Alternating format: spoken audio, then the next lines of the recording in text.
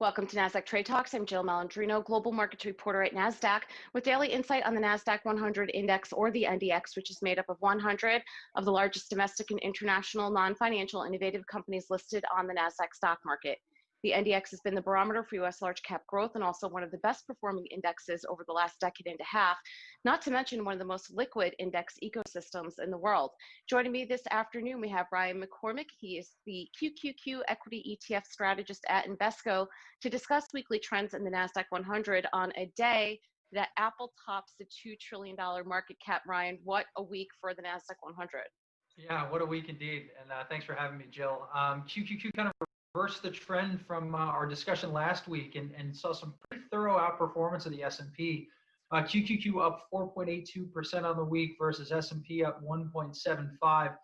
Good for better than 3% outperformance, and that just extends to the year-to-date outperformance that we've seen, with QQQ up over 31% relative to the S&P up 6.2%, right about the 25% outperformance mark, which is pretty staggering. And then obviously today's news, perhaps maybe the most popular of the 21st century industrials, Apple crossing that $2 trillion threshold. First U.S. company to do so. I think, although about 15 minutes ago, I think it dipped back under the $2 trillion mark. First company was Saudi Aramco back in December, but has since retreated. So, Apple taking the crown as the first U.S. $2 trillion company. Good day to be a 21st century industrial. Yeah, it certainly is. And then let's also talk about sector returns for the past week.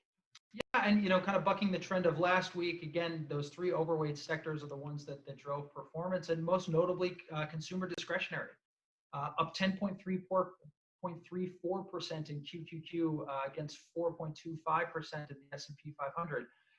Number one is the consumer discretionary overweight that we see, but secondly, it's a lot of that differentiation in terms of return. So you look at the largest contributors to the discretionary sector. You had Tesla up over 37%, which we'll get to in a little while. Amazon up 7.5% on the week. JD.com up nearly 15% on the week. Mercado Libre up nearly 10% on the week. Lululemon up nearly 7% on the week.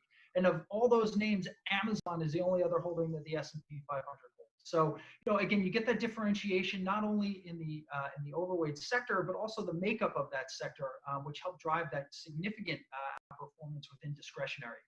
Beyond that, sorry, go ahead. I'm sorry, finish your thought. I was just going to say, beyond that, information technology returned better in QQQ than it did in the S&P 500 by about 70 bips. Communication services about 1% better than it returned in the S&P. Beyond that, you have the overweight to those two sectors, which combined they made the three largest contributors to the weekly performance. All right, let's talk about those top contributors for a moment. And of course, Tesla and Apple are part of that group. I also want to get your thoughts on the stock splits of those two stocks, because it kind of is an anomaly for a large cap tech company to split their stock. And of course, it's one thing that's less capital intensive for retail investors, but it doesn't mean that valuation has changed. $100 bills, $100 bill, $10 bills are equals 100 as well. So I also want to get your thoughts around the splits as well.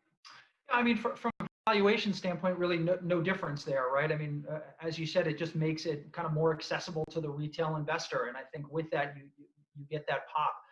Certainly the Tesla 5-to-1 splits help drive that 37% return over the past week. But, beyond that, I think there's just been a ton of optimism around its inclusion potentially in the S&P 500.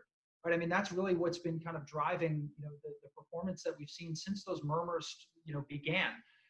Beyond that, you have Apple, provider Foxconn reporting really good numbers and kind of the trends ahead of the launch of the brand new iPhone. I would argue that yes, even though the stock split does make it more accessible to retail investors, there are a lot of other tailwinds within these stocks that are driving a lot of that performance. All right, Ryan, great to see you as always. Thanks so much for joining us in Trade Talks. Thanks, Jill. And thanks for joining me. I'm Jill Malandrino, Global Markets Reporter at Nasdaq.